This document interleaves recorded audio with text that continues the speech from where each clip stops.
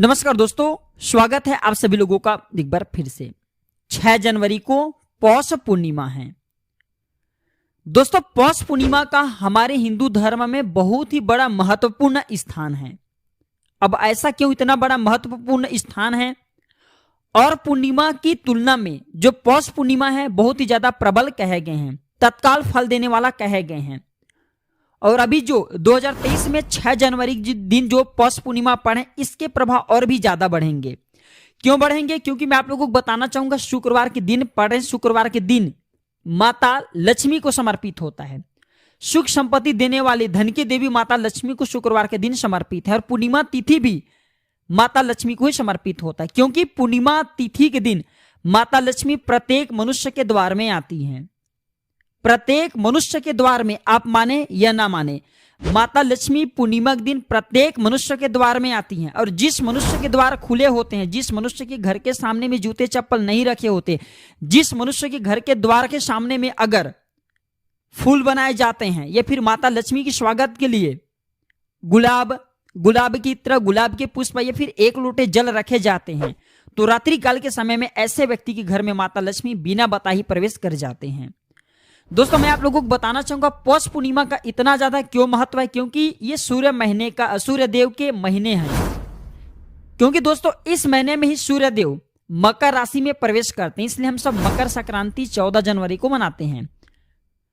चूंकि शीत ऋतु भी चल रहे, ठंडे के मौसम में बहुत ही सुंदर माह है और इसे देव मास भी बोला जाता है।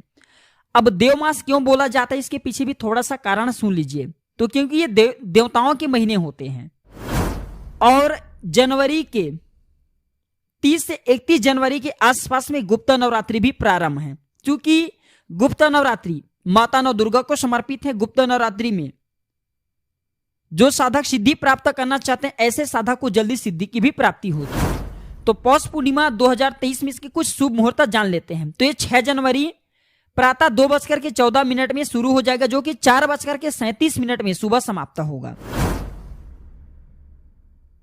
7 जनवरी को 4:37 में समाप्त होगा। दोस्तों, और इस दिन इतना ज्यादा क्यों शुभकारी कहे गए हैं? क्योंकि इस दिन सर्वार्थ सिद्ध योग का निर्माण हो रहा है। सर्वार्थ सिद्ध योग में जो भी पूजन करते हैं, पाठ करते हैं, इसके प्रभाव बढ़ जाते हैं। पौष पूर्णिमा के दिन ही माता शाकंभरी ने इस धरती पर जन्म लिया था और हमें धन दौलत सुख संबंधी तथा हमारे भरण पोषण भी किए थे। ऐसा माना जाता है पौष पूर्णिमा कोई साधारण पूर्णिमा नहीं है। पौष पूर्णिमा के दिन अगर कुछ चीजों को किया जाए, कुछ उपायों को किया जाए, तो आपके जन्मों की दरिद्रता, जन्मों की गरीबी, जन्मों के आगे की समस्या तत्काल दूर होंगे। दोस्तों, पौष पूर्णिमा को शाकंभरी पूर्णिमा के नाम से भी जाना जाता है, क्योंकि माता शाकंभरी मां दुर्गा के ही अवतार हैं। और पौष पूर्णिमा के दिन ही मां शाकंभरी ने जन्म लिया था। मानव कल्याण के लिए मां शाकंभरी ने इस धरती पर अवतरित हुई थी। दोस्तों, ऐसा माना जो भी व्यक्ति सच्चे मन से माता शाकंभरी की इस कथा को सुनते, तो ऐसे व्यक्ति को धन दौलत सुख संपत्ति तथा सभी प्रकार के भौतिक सुखों की प्राप्ति होता है। दोस्तों, ऐसा माना जाता है कि प्राचीन समय के कलयुग में, अर्थात इससे पूर्व के कलयुग में, एक दुर्गम नाम का दैत्य था, जिसके पाप के कारण धरती पर सभी प्रकार के उपजाऊ पदार्थ समाप्त हो गए। सभी तरफ से सभी जितने भी हिस्से थे इस धरा पे, सभी हिस्से में जल का अभाव हो गया। दानव ने पूरी सृष्टि में हाहाकार मचा दिया। तब देवताओं ने माता चंडी की आराधना की। माता चंडी ने प्रसन्न होकर के शाकंभरी रूप में प्रकट हुए। जब माता प्रकट हुई तो उनके 1000 आंखें थी। जब माता शाकंभरी इस दिन अर्थात पूर्णिमा के दिन जब प्रकट हुए, तो अपने भक्तों के दयनीय हाल देख करके माता ने लगातार 9 दिनों तक रोई और उनकी आंखों से जो आंसू निकले उससे अकाल दूर हुआ। चारों ओर हरियाली छाई, चारों ओर जो पानी का भाव था, पानी का भाव दूर हुआ।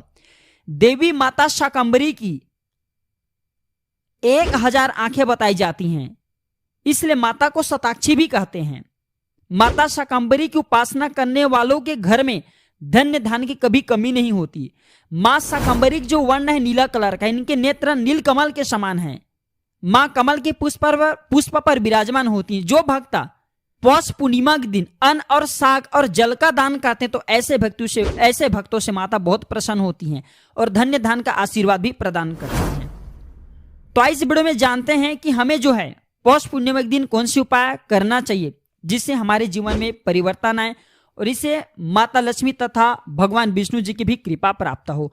हमारे शास्त्रों में ऐसे बताए जाते हैं कि पूर्णिमा के दिन में माता लक्ष्मी और भगवान विष्णु जी साक्षात पीपल के वृक्ष पर निवास करते हैं और ऐसा माना जाता है कि संध्या काल के समय में अगर इस दिन पीपल के वृक्ष का दर्शन कर लिया जाए, पूजन कर लिया जाए, पीपल वृक्ष के नीचे में घी का दीपक जला दिया जाए तो ऐसे व्यक्ति की अगर पितृ नरक में पड़े हैं उन्हें स्वर्ग की प्राप्ति हो जाते हैं।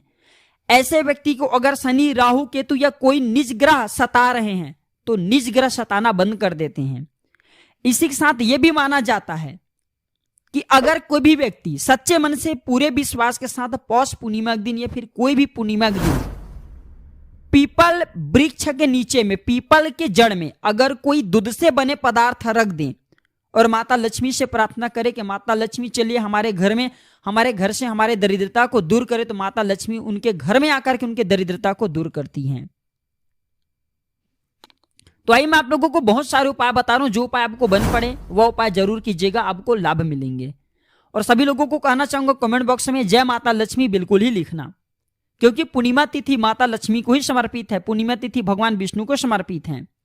मैं कल के भी वीडियो में बताया था कि पूर्णिमा के दिन हो सके तो अपने घर में सत्यनारायण की कथा जरूर करवाना चाहिए, क्योंकि जो व्यक्ति पूर्णिमा के दिन अपने घर में सत्यनारायण की कथा कहवाते हैं ऐसे व्यक्ति के घर में जन्मों जन्मांतर की गरीबी मिटना शुरू हो जाते हैं। धीरे धीरे मिटेंगे लेकिन आपके जन्मों जन्मांतर की गरीबी मिट जाएंगे, आपके पूरे जीवन में धन का भाव नहीं होंगे।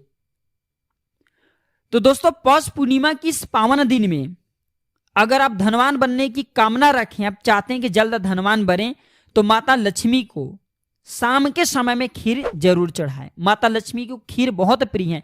शाम के समय में अगर माता लक्ष्मी की तस्वीर है, माता लक्ष्मी की मूर्ति उनके सामने में खीर रख देते हैं तो माता लक्ष्मी बहुत प्रसन्न होती है और 8 प्रकार के ऐसे व्यक्ति के घर में सिद्धि एवं 9 प्रकार की निधि प्रदान करते हैं, खजाना प्रदान करते हैं। माता लक्ष्मी के 8 स्वरूप कहे गए हैं। माता अष्टलक्ष्मी आपसे प्रसन्न हो जाते हैं। दोस्तों इस पावन दिन में अगर माता लक्ष्मी को प्रसन्न करना चाहते हैं तो अष्टलक्ष्मी स्तोत्र का भी पाठ कर सकते हैं, जो कि धन देने वाला कहे गए हैं। और ऐसा माना जाता है इस दिन, ध्यान से सुनिएगा, अब कुछ उपाय करें या ना करें, इस दिन पीपल के पेड़ पर जल जरूर चढ़ाना।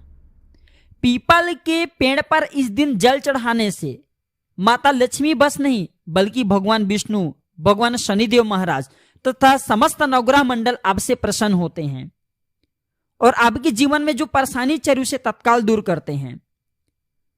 दोस्तों इस दिन तुलसी का वृक्ष जरूर लगाना चाहिए। अगर कोई व्यक्ति पौष पूर्णिमा के दिन तुलसी के वृक्ष लगा लेते हैं तो ऐसे व्यक्ति समझो अपने जन्म जन्मांतर के पाप को धो लिए। पाप को धोने के साथ साथ ऐसे व्यक्ति के जीवन में अगर पारिवारिक समस्या चल रही हैं, पति पत्नी में पति और पत्नी दोनों में अनबन है, या फिर किसी भी प्रकार के आपको पारिवारिक समस्या आपको घेरे तो वह समस्या दूर हो जाते हैं। यह भी माना जाता है इस दिन नए पौधा लगा सकते हैं, नए पौधा के रूप में जैसे कि कंद हैं या कुछ और नए पौधा लगा सकते हैं, बहुत ही लाभकारी कहे गए हैं। और यह माना जाता है इस दिन रात 9 बजे के बाद तुलसी माँ को खीर भेंट करते हैं।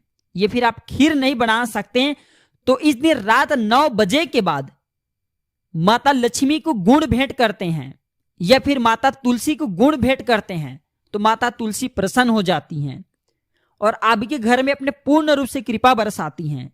माता लक्ष्मी प्रसन्न हो जाती हैं, क्योंकि तुलसी और लक्ष्मी ये दोनों को ही एक ही स्वरूप कहे गए हैं। ये दोनों एक ही सिक्के के 2 पहलू हैं।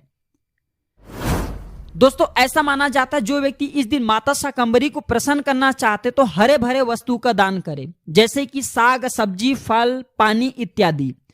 इस दिन हरे भरे पेय पदार्थ हैं, खाने के वस्तु हैं, खाने की सब्जी हैं, खाने के फल हैं, जैसे कि साग, सब्जी, फल इत्यादि का दान करते हैं तो माता शाकंभरी पूरे वर्ष आपके घर में अन्न धन की कमी नहीं होने देता, क्योंकि माता शाकंभरी से ही हमें पुनः इस धरा पर शाक सब्जी फल तथा सभी प्रकार के भौतिक सुख प्राप्त हुए हैं। इस दिन हो सके तो हरी सब्जी खाएं। जो व्यक्ति इस दिन हरी सब्जी खाते तो माता शाकंभरी ऐसे व्यक्ति के ऊपर बहुत प्रसन्न होते हैं। इस दिन कोशिश करें आप हरी सब्जी खाएं। हरी सब्जी में जैसे कि पालक की सब्जी है, पालक की भाजी है, कंद है, मूल है, जिमी कंद है, शक्कर कंद है, या फिर हरी सब्जी में जो आपसे बन पड़े वह हरी सब्जी बिल्कुल ही खाइए। आपको पूरे वर्ष माता शाकंभरी की कृपा मिलेंगे, माता शाकंभरी के आशीर्वाद मिलेंगे, आपके खाली झोली भर जाएंगे। और ये पूर्णिमा तिथि भी है।